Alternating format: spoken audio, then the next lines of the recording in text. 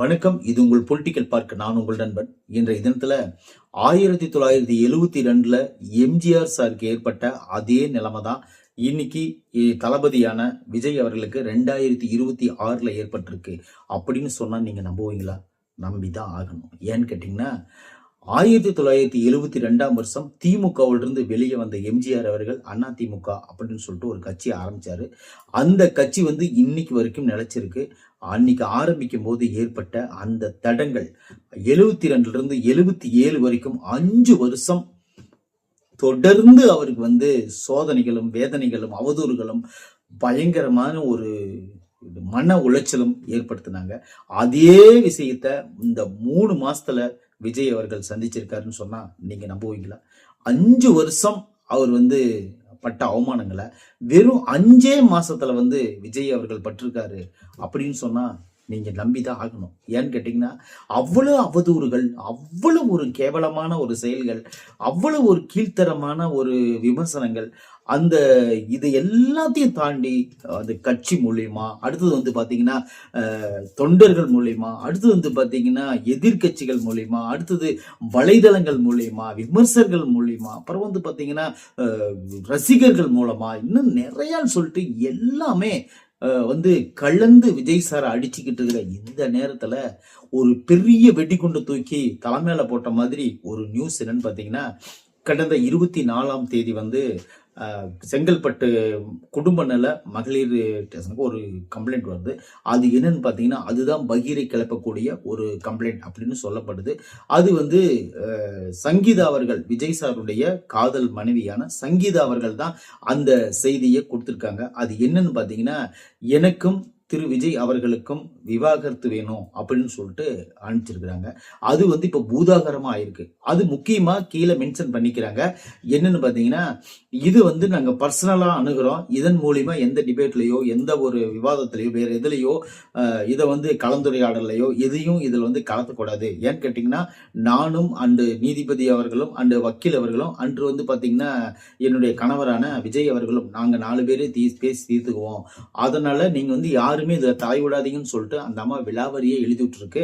இதை பத்தி அவதூறுகள் யாரும் பேசாதீங்க அப்படின்னு அந்த அம்மா அவதூறு யாரும் பேசாதீங்க அப்படிங்கிற மாதிரி எழுதிட்டு இருக்கு. சில நாதாரிங்க என்ன எழுதியிருக்கானுங்க பாத்தீங்கன்னா, அதாவது வேறொரு நடிகையோட இருந்தாங்க, அந்த நடிகையோட கலப்பல இருந்தாங்க, அந்த நடிகையோட இருந்ததை என்னால தாங்க முடியல. 2021 ஆவணங்கள் எல்லாம் எங்கிட்ட ரெடியா இருந்துச்சு. நான் இப்ப சொல்லக்கூடாதுன்னு சொல்லிட்டு வெயிட் பண்ணிட்டு இருந்தேன். 2026 தான் நான் சொல்லணும்னு இருந்தேன். எலெக்ஷன் வர்றப்ப சொன்னாதான் கரெக்டா இருக்கும் அப்படின்னு சொல்லிட்டு தான் நான் இத்தனை நாள் வெயிட் பண்ணிட்டு இருந்தேன். இது விஜய் சார் என்ன மேல ஏதாவது தவறா ஏதோன்னு சொல்லிட்டாருன்னா உடனே இந்த ஆவணங்களை வெளியிடுவேன்னு சொல்லிட்டு சில நாதாரி நாய் அப்படி சொல்லக்கூடாது, சில நாதாரிங்க என்ன பண்றாங்கன்னு பாத்தீங்கன்னா, சும்மா ஃபேக்கா எழுதி வச்சுக்கினேன் அப்படியே விஜய் ரசிகர்களை மிரட்டுறாங்க. விஜயனோட தொண்டர்களை ஒரு ஆட்டி பாக்குறாங்க. அந்த மாதிரி பண்றாங்க. இதையே தான் எம்ஜிஆர் அவர்கள் மீட் பண்ணாருன்னு சொன்னா நீங்க நம்பிதான் ஆகணும்.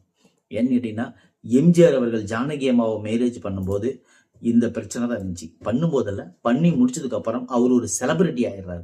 செலிபிரிட்டி ஆகணுனதுக்கு அப்புறம் உலகம் சுற்றும் வாலிபர் படத்தை ரிலீஸ் பண்ண முடியாம அவர் பட்ட பாடு இருக்க, அது இன்னைக்கு ஜனநாயகன் படம் ரிலீஸை விட பெரிய ஒரு முட்டுக்கட்டை போட்டாங்க. அப்ப உலகம் சுற்றும் வாலிபன் படத்தை சொந்தமா இருந்த வீட்டையெல்லாம் வித்துட்டு, சொந்தமா எல்லாத்தையும் வித்துட்டு நாடு நாடா போய் எடுத்தாரு. ஹாங்காங்ல எடுத்தாரு, அமெரிக்காவில் எடுத்தாரு, இத்தாலியில எடுத்தாரு, லண்டன்ல எடுத்தாரு. இந்த மாதிரி எல்லா நாடுகள்லையும் போய் அந்த படத்தை எடுத்து உலகம் சுற்றும் வாலிபனை வெளியிட முடியாம அவ்வளவு தவிச்சாரு. இங்க கழுவுனா இந்த இங்க பிரிண்ட்டை கழுவுனோம்னா, அதாவது அப்பெல்லாம் இப்ப மாதிரி சிப்பு கிடையாது. சிப்புன்னா அந்த மெமரி கார்டு மாதிரி, சிப்பு மாதிரி, இந்த மாதிரி டிபி இபி அந்த மாதிரிலாம் கிடையாது. அந்த காலத்துல என்னன்னா பிலிம் ரோல் தான் எடுப்பாங்க. அந்த பிலிம் ரோலை கரெக்டா கழுவுலைன்னா அதில் இருக்கிற பிக்சர் பூரா மங்களாயிரும். அப்படின்னா இங்க கழுவுறதுக்கு யாருமே விடல, குறிப்பா அரசியல் கட்சிகள் விடல. இப்ப என்னாச்சுன்னு பாத்தீங்கன்னா, ஏன்னா எம்ஜிஆர் அவர்கள் திமுக பிரிஞ்சு வந்துட்டாரு. இப்ப என்ன அதுல அங்க இருக்கிற எந்த ஸ்டுடியோ போனாலும் இங்க கழுவ முடியாதுங்கிறாங்க. அப்படி கழுவுனாலும் கூட இது பிரிண்ட் கரெக்டா வராது, ஏன்னா வெளிநாடுகள் எடுத்துக்கிறீங்க, என்னென்னமோ காரணம் சொன்னாங்க. எம்ஜிஆர் அவர்களுக்கு என்ன பண்ணாருன்னு பாத்தீங்கன்னா, லண்டன்ல போய் இந்த பிலிமை கழுவிட்டு வந்தாரு.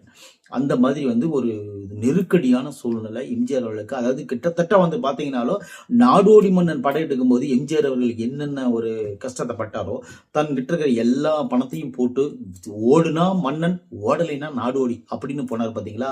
அதே சூழ்நிலையை உருவாக்குனாங்க உலகம் சுற்றுவன் பாலியன் படத்துக்கு. அந்த படத்தை எடுத்து முடிச்சுட்டு அவர் பட்ட கஷ்டங்கள் கண்ணீர் விட்டு அழுதாரு. உண்மையிலே அந்த மாதிரி ஒரு சூழ்நிலையில் இருந்த ஒரு மனுஷன் மாதிரி தான் இன்னைக்கு விஜய் அவர்கள் இருக்காரு அப்படிங்கிறதுல எந்த விதமான மாற்று கருத்தும் கிடையாது. ஏன்னு கேட்டீங்கன்னா உலகம் சுற்றும் பாலிவன் படம் வந்து அந்த அளவுக்கு பிளாக் பஸ்டர் கிட் ஆனதுக்கு காரணம் என்னன்னா அவர் பட்ட கஷ்டம்தான். அப்போ வந்து ஒன்னாச்சுன்னு பார்த்தீங்கன்னா அரசியல் வந்ததுக்கு வர்றேன் அப்படின்னு சொல்லும் போதே கிட்டத்தட்ட வந்து பார்த்தீங்கன்னாலும் ஜானகி அம்மாவுக்கு ஆதரவாளர்களுக்கு சுத்தமாகவே அது பிடிக்கல. ஏன்னு கேட்டிங்கன்னா ஐயா எம்ஜிஆர் அவர்களை பற்றி இல்லாததும் பொல்லாததும் அவதூறுகளாக பேசி பேசி இந்த கட்சியினர் அவதூறுகளா பேசுவாங்க. என்னன்னு பேசுவாங்க பார்த்தீங்கன்னா எந்த நடிகையோடு சேர்ந்து நடிச்சாலும் அந்த நடிகை அவர் வச்சிருக்காருன்னே சொல்லிடுவாங்க. அந்த மாதிரி வந்து மிகப்பெரிய ஒரு டேமேஜ் பண்ணாங்க எம்ஜிஆருடைய பிம்பத்தை. ஆனா ஒரு நாளும் சரி இந்த ரசிகர்களும் தொண்டர்களும் எம்ஜிஆர் அவர் எந்த இடத்துலையுமே விட்டு கொடுக்காது இருந்தது தான் அவருடைய பிளஸ் பாயிண்ட். அதுதான் அவருடைய வெற்றி. இன்னைக்கு இந்த அவதூறுகள் எல்லாம் வரும்னு சொல்லிட்டு விக்கிரவாண்டி மாநாட்டில் என்னைக்கு வந்து அவர் ஃபர்ஸ்ட் ஒரு மாநாட்டில் போட்டாரோ அன்னைக்கே விஜய் அவர்கள் சொல்லியிருப்பாரு. நீங்க கவனிச்சிருந்தா உங்களுக்கு தெரிஞ்சிருக்கும். என்னன்னு சொல்லி பார்த்தீங்கன்னா அதாவது என் மேல அசிங்கமா பேசுவாங்க, என்னை வந்து அவதூறா பேசுவாங்க, என் மேல சேத்தவாரி தூருவாங்க, என் மேல வந்து என்ன தேவையில்லாத விமர்சனங்களை என்ன இது பண்ணுவாங்க, எல்லா பக்கமும் என்ன இமேஜை டேமேஜ் பண்ணுவாங்க, அதை பத்தி எல்லாம் நான் கவலைப்படவே மாட்டேன் அப்படின்னு சொன்னார் பார்த்தீங்களா. அது எல்லாமே அன்னைக்கு அவர் சாதாரணமாக கூட சொல்லிடலாம், இல்லை தெரிஞ்சே சொல்லிடலாம். இன்னைக்கு தொடர்ந்து நடந்துட்டு இருக்கிறது காரணம் அதுதான். இந்த 41 உயிர்கள் போனது, பர்மிஷன் இல்லாமல் போனது, அப்புறம் வந்து பார்த்தீங்கன்னா கூட்டணிக்கு யாரும் வராமல் போனது, இன்னொரு விஷயம் பார்த்தீங்கன்னா ஜனநாயகனோட படத்தினோட ரிலீஸ், சிபிஐ விசாரணை, அப்புறம் இவங்க அவதூறு பேச்சு, இந்த வலைதளங்கள் அவதூறு பேச்சு, அப்புறம் வந்து பார்த்தீங்கன்னா இந்த விவாகரத்து விஷயம் வரைக்கும் இந்த குறைஞ்சபட்சம் இந்த 5 மாதம் அக்டோபர், நவம்பர், டிசம்பர், ஜனவரி, பிப்ரவரி இந்த 5 மாதத்துக்குள்ளேயே ஐயா எம்ஜிஆர் அவர்கள் பண்ணார் பார்த்தீங்களா. அந்த 5 வருஷ வேதனை இது 5 மாதத்துலேயே விஜய் அவர்களை கொடுத்துட்டாங்க அப்படிங்கிறது தான் ஒரு உண்மை. சரி, ஓகே, இந்த விவாகரத்து நிகழ்ச்சி உண்மையா பொய்யான்னு தான் கேட்குறீங்க. நிஜமாக கொடுத்துருக்குறாங்க, அது எந்த மாற்று கருத்தும் கிடையாது. அதுக்கு முக்கியமான காரணம் என்னன்னு நான் சொல்லிடுறேன். இவங்களுக்குள்ள இருக்கிற ஒரு அண்டர்ஸ்டாண்டிங் வந்து செட் ஆகல அப்படின்னு சொல்லிட்டு 2021 பிரிஞ்சு போயிடுறாங்க. பிரிஞ்சு போனதுக்கு அப்புறம் 2021 இருந்து 26 வரல ஏன் வெயிட் பண்ணணும், உடனே கொடுத்துருக்கலாமே அப்படிங்கிற மாதிரி நம்மளுக்கு கூட அந்த மாதிரி ஒரு கேள்விக்குறி வரும். ஏன்னா அது கேள்வி வந்தாதான் விஜய் தளபதியோட நீங்க ரசிக்க. ஏன்னு கேட்டீங்கன்னா இப்போ ஒரு 5 முன்னிட்டு பிரிஞ்சு போயிட்டேன், அப்பயே வந்து டிவோர்ஸ் கேட்டு போயிடலாம். ஏன்னு கேட்டீங்கன்னா இப்போ வந்து பாத்தீங்கன்னா ஜெயம் ரவி அவர்களுடைய பர்சனல் வாழ்க்கை நம்ம போகக்கூடாது. ஆனா இருந்தாலும் அவர் டைவர்ஸ் பண்ணதுக்கு அப்புறம் வேறொரு பெண்ணை வந்து நான் மணக்க போறேன் அப்படின்னு சொல்லிட்டு அந்த பொண்ணோட தான் இப்ப இருக்காரு. அடுத்து வந்து பாத்தீங்கன்னா ஜிவி பிரகாஷ்குமார், அவரும் இப்படிதான் தன்னுடைய சைந்தவி அப்படிங்கிற ஒரு காதல் மனைவிய விவாகரத்து பண்ணிட்டு இப்போ வந்து சிங்கிள சுத்திட்டு இருக்காரு.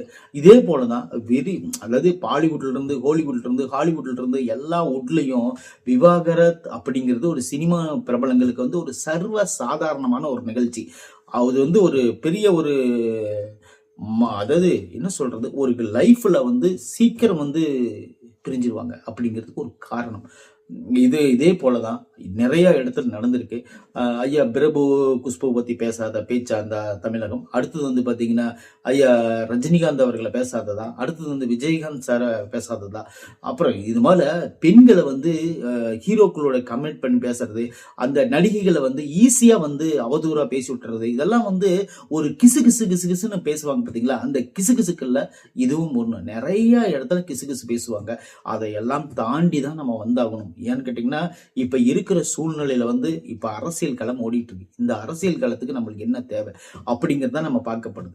இதே அரசியல் களம் தான் 1977 எலெக்ஷன் அப்ப பெரும் பூதாகாரத்தை ஏற்படுத்தினாங்க. இருந்தாலும் ஐயா எம்ஜிஆர் அவர்களும் ஜெயலலிதா அவர்களும் வந்து ஒரு நட்பு ரீதியான நட்புல தான் இருந்தாங்களே தவிர அவங்களுக்குள்ள எந்த ஒரு தவறான ஒரு புரிதலோ ஒரு எண்ணமோ இல்லை அப்படின்னு சொல்லி தான் அந்த வட்டாரங்கள் சொல்லப்படுது. ஆனா இருந்தாலும் இதையெல்லாம் ஏற்றுக்கொள்ளாத ஜானகி அம்மா வந்து அவர் இறந்ததுக்கு அப்புறம் எனக்கு கட்சி என்னோடது அப்படின்னு சொல்லிட்டு பாகம் பிரிச்சுட்டு போக பார்த்தாங்க. அதுக்கப்புறம் அம்மா ஜெயலலிதா வந்து அவங்க வந்து நான் கட்சிக்கு இவ்வளவு வேலை செஞ்சிருக்கிறேன், நான் வந்து கட்சிக்குள்ள தான் நான் இருப்பேன் அப்படின்னு சொல்லிட்டு அவங்க கூட வந்து இருக்கனால, அதாவது வந்து வாரிசா நான் வந்து மனைவியா நான் வரணும் அப்படின்னு சொல்லிட்டு இவங்க ஏற்பாடு பண்ணேன், நான் இந்த கட்சிக்காக வேலை செஞ்சுக்கிறேன், அதனால சொல்லிட்டு நான் தான் நிறைய பேர்த்த வந்து இந்த கட்சிக்குள்ள இணைச்சதுக்கு முக்கியமான காரணமே நான் தான் சொல்லி ஜெயலலிதா 2 பேரும் போட்டி போடவும், அந்த போட்டியில வந்து ஜெயலலிதா அவர்கள் தான் மக்கள் நம்பினாங்க, ஜானகி அவர்களை நம்பல அப்படிங்கிறத ஒரு உண்மை. இவங்க வந்து புறா சின்னமும் அம்மையார் ஜெயலலிதா வந்து சேவல் சின்னத்தில் நின்னாங்க. சேவல் தான் அந்த டைம்ல ஜெயிச்சுது அப்படிங்கிறது உங்களுக்கு எல்லாத்துக்குமே தெரியும். அதுக்கப்புறம் ஒரு இரும்பு பெண்மணியா மாறி தமிழ்நாட்டை ஒரு பெரும் ஆளுமையா கொண்டாந்தாங்க அப்படிங்கிறது கூட உங்களுக்கு தெரியும். எம்ஜிஆர் அவர்களுக்கு என்ன நடந்துச்சோ அதே தான் 2026ல விஜய் அவர்களுக்கும் நடக்குதுங்கிறது ஒரு ஆணித்தரமான உண்மை. இது ரசிகர்களாகிய, தொண்டர்களாகிய, நிர்வாகிகளாகிய நீங்க எல்லாரும் புரிஞ்சுக்கணும் அப்படிங்கிறதுக்காக தான் இந்த வீடியோ. நன்றி, வணக்கம்.